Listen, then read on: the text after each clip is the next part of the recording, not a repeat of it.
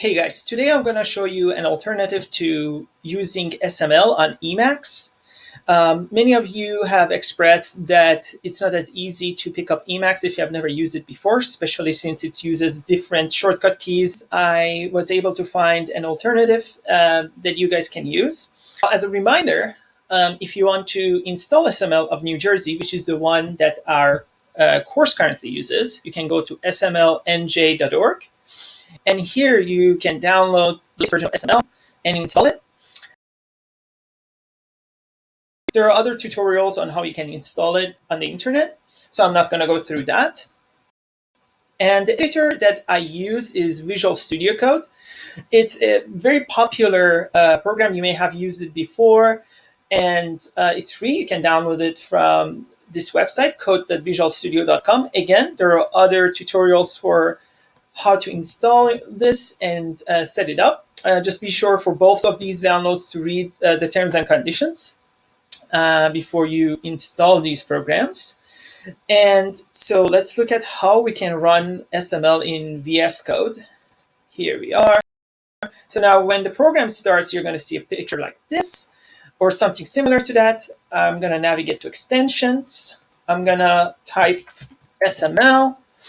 There are at least 2 or 3 that pop up here. My favorite one is the one by Darren Morrison so far. So here I installed it, and I can open up a file from lectures.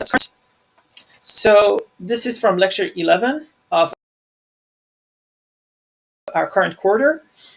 And as you can see, the highlighting and the colors are very much like the one you would see in Emacs. However, I have the ability to use shortcut keys in Windows. For example, I can use Ctrl-X to cut, Ctrl-V to paste, Ctrl-C to copy, Ctrl-Z to undo, Ctrl-Y to redo.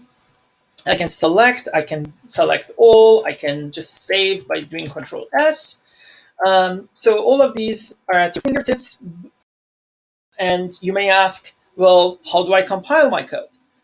Here we are. We start a new terminal.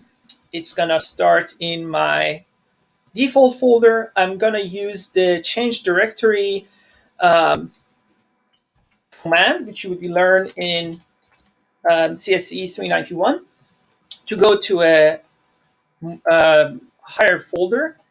And then from there, I just have my address saved up. I'm going to change directory to that directory for the lecture file in order to run it.